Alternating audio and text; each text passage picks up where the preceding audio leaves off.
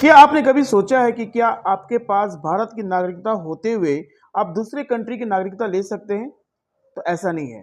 हमारे कंट्री में single citizenship का कॉन्सेप्ट है, यानी कि आप एक समय में सिर्फ भारत के नागरिक रह सकते हैं, दूसरे कंट्री का नागरिकता आप नहीं ले सकते हैं।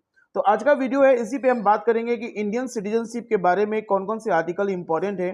तो यहाँ पर हम बात करेंगे पार्ट टू, इंडियन कॉन्स्टिट्यूशन का पार्ट टू में from article 5 to 11 talk about Indian citizenship.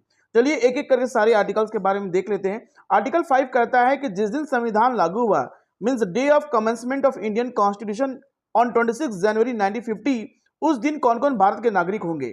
तो इसमें बोला गया कि वैसा व्यक्ति जो पहले से डोमिसाइल हो, पहले से भारत में रह रहा हो, या उसका जन्म भारत में हो, या उसके पेरेंट्स का जन्म हुआ भारत में, या कोई फॉरेनर जो इंडिया में संविधान लागू होने से 5 साल पहले से भारत में रह रहा हो, तो उसे अंडर आर्टिकल 5 इंडियन सिटीजनशिप मिलता है। वही हम बात करें आर्टिकल 6 के बारे में, तो आर्टिकल 6 उन लोगों के लिए है जो पाकिस्तान से इंडिया माइग्रेट किए हैं। जैसा आपको पता है कि 1947 15 अगस्त 1947 को भारत आजाद हो गया था। तो आजादी के बाद पाकिस्तान से बहुत सारे लोग माइग्रेट किए थे इंडिया।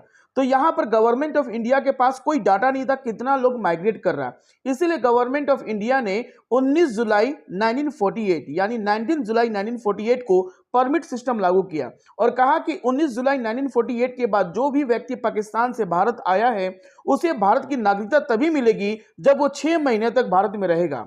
और वहीं पर जो 19 जुलाई 1948 यानी कि 19 जुलाई से पहले अगर कोई व्यक्ति पाकिस्तान से माइग्रेट किया है तो automatic everyone become the citizen of India.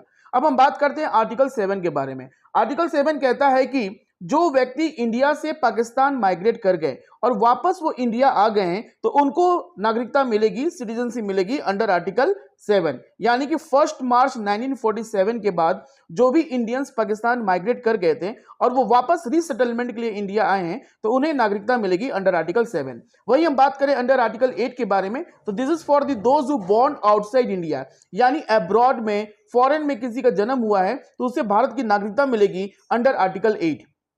Article 9 की बात करें तो आर्टिकल 9 कहता है कि अगर कोई भी इंडियन सिटीजनशिप अपने पूरे होशो हवास में किसी दूसरे कंट्री की नागरिकता लेता है तो ऑटोमेटिक इंडियन सिटीजनशिप उसका खत्म हो जाएगा। Loss of Indian citizenship if anyone voluntary acquire the citizenship of any foreign country, ये आर्टिकल 9 कहता है। आर्टिकल 10 कहता है कि आपकी नागरिकता इस बात पर डिपेंड करती है कि जब तक पार्लियामेंट ऐसा कोई लॉ ना बना दे, यानी कि पार्लियामेंट के पास पूरा अधिकार होता है कि आपकी नागरिकता कैसे रहेगी, कंटिन्यू रहेगी, समाप्त हो जाएगी, ये पार्लियामेंट के लॉ के बनाने के ऊपर डिपेंड करता है। वही हम बात करें आर्टिकल 11 से, तो आपको बता दूं कि सिटीजनशिप जो है ये एक यूनियन लिस्ट का पार्ट है और इसमें पार्लियामेंट के पास ये पावर है कि वो पार्लियामेंट किसी भी नागरिकता से रिलेटेड कोई भी लॉ सिर्फ पार्लियामेंट बनाएगा। तो पार्लियामेंट इसमें लॉ बना सकता है फॉर एक्वाजिशन ऑफ सिटीजनशिप, यानी नागरिकता कैसे ली जा सकती है, टर्मिनेशन ऑफ सिटीजनशिप यानी किसी की नागरिकता कैसे समाप्त की जा सकती है, और any other related matter related with article